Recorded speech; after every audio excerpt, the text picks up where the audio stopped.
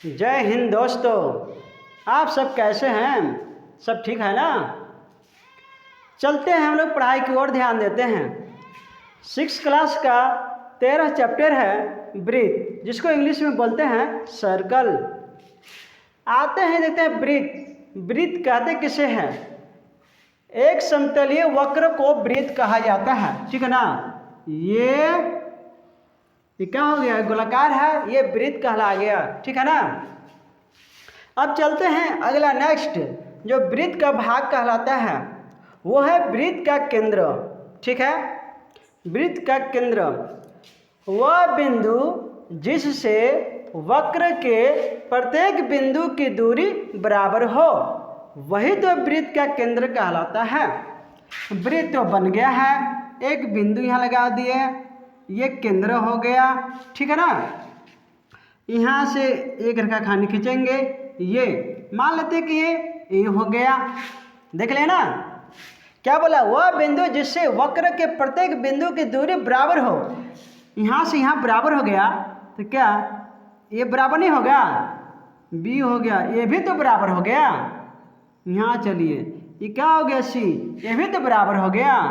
यहाँ से कि यहाँ पर रेखाखंड खींचिए डी, तो आपने क्या देखा कि ओ ए, ओ बी, ओ सी, ओ डी ये क्या है? सभी बराबर हैं। इसलिए लिख सकते हैं क्या? केंद्र ओ से केंद्र क्या है? ओ है, ठीक है। तो ओ ए बराबर है, ओ बी बराबर है, ओ सी बराबर है और ओ डी बराबर है, क्योंकि सभी का दूरी बराबर है।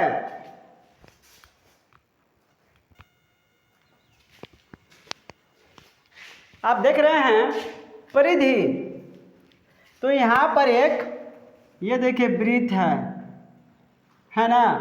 इसी के बाहरी भाग को हम लोग परिधि कहते हैं। देखते हैं परिधि, इसको सर्कुम्फेरेंस कहते हैं। ब्रीथ के अनुदिश पूरी की गई दूरी को परिधि कहते हैं। मतलब यहाँ से स्टार्ट करेंगे, एक बिंदु बने, यहाँ से स्टार्ट करते हुए एक ही बिंदु पर मिलती है, अर्थात ब्रीथ के अनुदिश पूरी की गई दूरी को परिधि कहते हैं। अब यहाँ पर देखिए रेडियस जिसको त्रिज्या कहते हैं। ब्रीथ के केंद्र से, चलिए इसी को बनाते हैं। ब्रीथ के केंद्र, यहाँ पर केंद्र बना दिए, ठीक है ना। केंद्र हो गया। ब्रीथ के केंद्र से परिधि के किसी भी बिंदु तक खींची गई रेखा खंड की लंबाई को त्रिज्या कहते हैं। यहाँ पर देखिए ब्रीथ का केंद्र है, यहाँ से एक रेखाखंड परिधि पर खींच दिए, चल दिए खींच दिए, क्या हो गया? आप देख रहे हैं ओ ए, ठीक है ना। ओ ए क्या है? एक त्रिज्या है। यहाँ पर भी एक त्रिज्या और खींचिए, ओ बी। यहाँ पर क्या? यहाँ भी खींचिए, क्या हो गया? सी। यहाँ भी खींचिए, क्या हो गया? डी। यहाँ भी खींचिए, ई हो गया। आप देख रहे हैं कि आपने क्या देखा? अर्थात इस केंद्र से जो भी रेखाखंड परिधि पर खींची जाती है वो सभी त्रिज्या कहलाती है, अर्थात सभी त्रिज्या बराबर होती है। आपने क्या देखा? ओ ए बराबर है ओ बी, नाम लिखिए, ओ बी, ओ सी बराबर है ओ डी बराबर है ओ ई। अब तो समझ में आ गया ना, परिधि त्रिज्या, ठीक है। हाँ, तो अभी आप देखिए व्यास को हम लोग डायमीटर बोलते हैं। अब व्यास कहते किसे हैं? वह रेखाखंड जो ब्रीथ के केंद्र से गुजरे और उसके दोनों सिरे ब्रीथ के परिधि पर मिलती है। आपने क्या देखा? एक ब्रीथ खींच दिए, ठीक है। वह रेखाखंड जो ब्रीथ के केंद्र से, यहाँ पर केंद्र है, ठीक है, केंद्र से गुजरे और उसके दोनों सिरे ब्रीथ के परिधि पर मिले।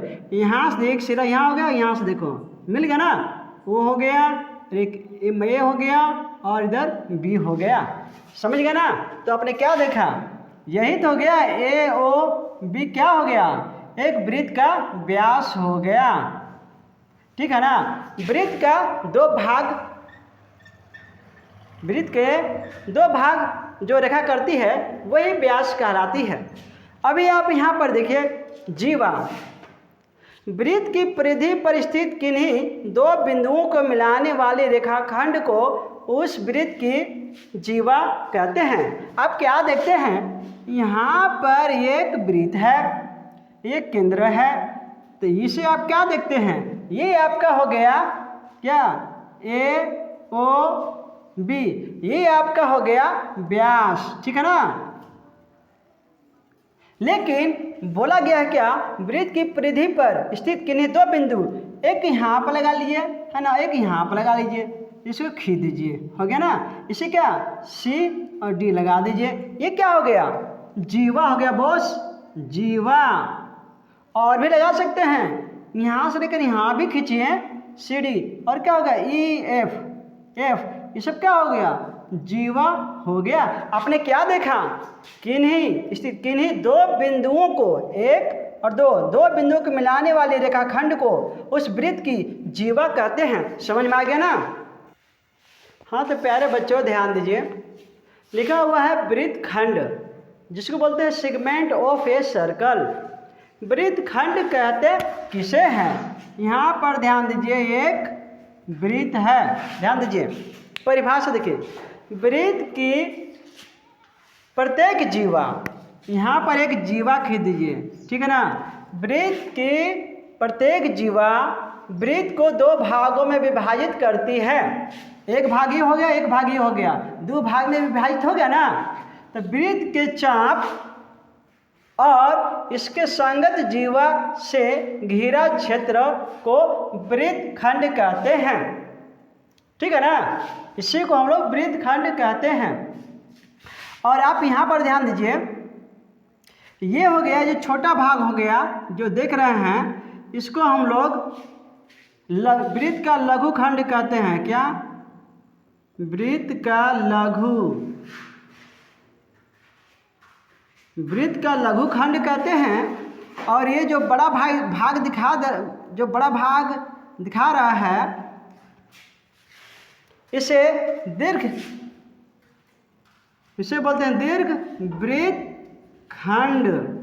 समझ में आ गया ना। वृत्त का जो छोटा भाग है, कम क्षेत्र वाला है, उसे वृत्त का लघु खंड कहते हैं। और वृत्त का जो जिस चाप के द्वारा जो बना हुआ है ये क्षेत्र, इसको दीर्घ वृत्त खंड कहते हैं।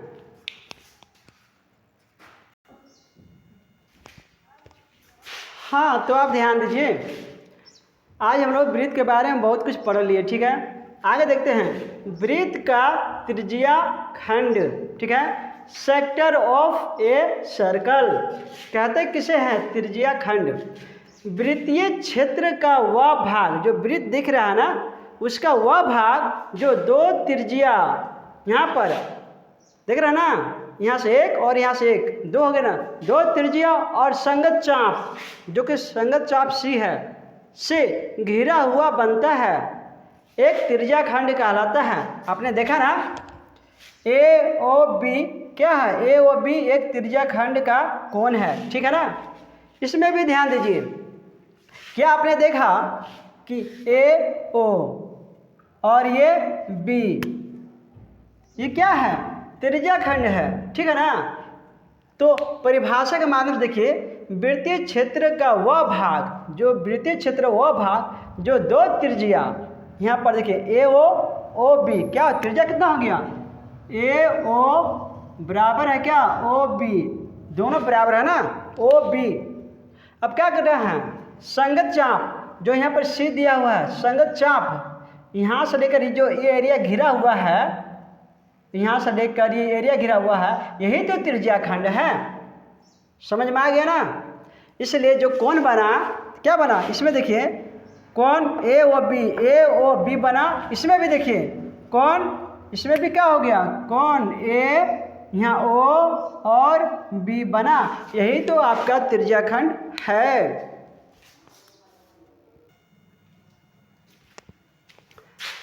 प्यारे बच्चों ध्यान दें, एक्सरसाइज 13.1 जो प्रश्नमाली है उसी का हम क्वेश्चन आंसर करवा रहे हैं। ध्यान दीजिए, इस वृत्त में जो भी टॉपिक हमने देखा, समझा, सीखा, इसमें सारा डिटेल है। इसको आप अच्छी तरह से जान गए तो वृत्त का कोई भी क्वेश्चन हो, खेल हो, उसको समझिए और फटाफट आंसर बनाइए।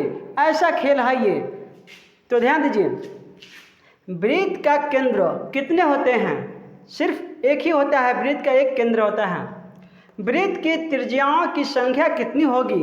वृत्त की त्रिज्याओं की संख्या आपने देखा ना, यहाँ से 1 हो गया, 2 हो गया, 3 हो गया, 4 हो गया, जितना हो गया बहुत सारा हो गया। ये सभी त्रिज्या हैं तो बहुत सारा हो गया ना, अनंत है। ठीक, वृत्त की सभी त्रिज्याएं बराबर है। यहाँ से यहाँ, यहाँ से यहाँ क्या है? सभी बराबर है। ठीक है, वृत्त का व्यास अनंत है। ठीक है ना, आपने क्या देखा? वृत्त का व्यास अनंत है। एक व्यास ले लिए, यहाँ पर ऐसे कर दिए, ठीक है, व्यास हो गया। इसे किए व्यास, यहाँ पर देखिए व्यास, यहाँ पर देखिए, जो कुछ करना है ये सभी क्या हो गया? वृत्त का जो व्यास है सभी बराबर होते हैं। ठीक, वृत्त की जीवाएँ, ठीक है, ये क्या हो गए? वृत्त की जीवाएँ जो भी है, ये जो खींचा जाता है ऐसे, ऐसे जो खींचा जाता है ऐसे, ये और ये देखिए, ये सब क्या है? बहुत अनंत है। ठीक है, ये सभी अनंत हैं। अब देखते वृत्त का व्यास, ठीक है, इक्वल टू 2 गुना त्रिज्या होता है। इसको हम क्या दें? Diameter equal to 2 into R. ठीक है, radius d equal to 2r होता है। अब देखिए खेल, यहाँ वृत्त की त्रिज्या बराबर क्या होता है? व्यास बाय 2 होता है, मतलब d/2 हम लिख सकते हैं। ठीक है ना, नहीं समझे? यहाँ पर ध्यान दीजिए, जब जानते हैं कि d इक्वल टू 2r होता है तो हमें r निकालना हो तो क्या करें? d/2 कर देंगे ना।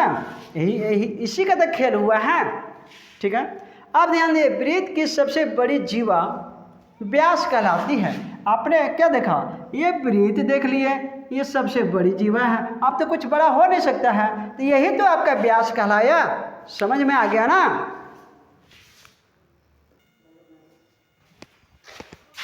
हाँ, तो बच्चों ध्यान दें, अभी जो क्वेश्चन नंबर 4 बता रहे हैं, ध्यान दीजिए, व्यास जिसको डायमीटर बोलते हैं, इसको निकालना है। हम लोग व्यास निकालना है तो निकालेंगे कैसे? ठीक है, पहला क्वेश्चन, त्रिज्या r दिया हुआ है। अब आप देख सकते हैं कि त्रिज्या आपको r दिया हुआ है, ठीक है ना, रेडियस दिया हुआ है, आपको d निकालना है। हमने क्या देखा? आपने देखा क्या कि d इक्वल टू 2r होता है। ठीक है, आपको व्यास निकालना है तो d equal to 2 into r का मान कितना है? 6 है। कितना होगा? 6 दूनी 12 सेंटीमीटर हो गया। आंसर बन गया ना? अभी आप ये भी ध्यान दीजिए कि आपको पता है कि d इक्वल टू 2r होता है तो हम क्या लिखेंगे? ठीक है, आपने क्या देखा? 2 गुना r का वैल्यू कितना है? 12, तो 12 दूनी हो गया 24 सेंटीमीटर। ये आपका आंसर हो गया। एक क्वेश्चन और भी है, ध्यान दीजिए, यहाँ पर r इक्वल टू क्या है? 8 दिया हुआ है, तो आपको पता है कि d इक्वल टू 2r होता है। देन इसलिए हम क्या करेंगे? 2 इंटू 8 लगा देंगे, 8 दूनी की 16 सेंटीमीटर। ये आपका व्यास निकल गया। अब देखते हैं कि क्वेश्चन नंबर 5, इसमें बोलता है त्रिज्या निकालना है, कहने मतलब रेडियस।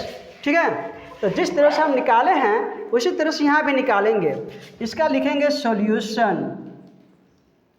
आपने क्या देखा? आपने ये देखा कि r इक्वल टू d/2 होता है। ठीक है, तो हमने क्या देखा कि d इक्वल टू 10 है, इसको 2 से काट देंगे तो कितना हो जाएगा? चलिए यहाँ पर लिखते हैं, यहाँ लिखते हैं 5 हो गया, 5 सेंटीमीटर। ठीक है ना। अभी यहाँ पर इसका देखिए क्या हुआ, हमें r निकाला रेडियस, मतलब क्या करना है? इसी का आधा कर देना है ना। तो r इक्वल टू d/2 हो गया बराबर 12/2 करेंगे तो कट जाएगा, तो 6 सेंटीमीटर हो जाएगा। अभी आप यहाँ पर ध्यान दीजिए, d इक्वल टू 20 सेंटीमीटर दिया हुआ है, तो आप करना क्या है? d का आधा कर देंगे तो हमें त्रिज्या निकल गया। ठीक है, तो हम क्या करेंगे? r इक्वल टू d/2 मतलब 20 का आधा कर देंगे तो बराबर 10 सेंटीमीटर हो गया।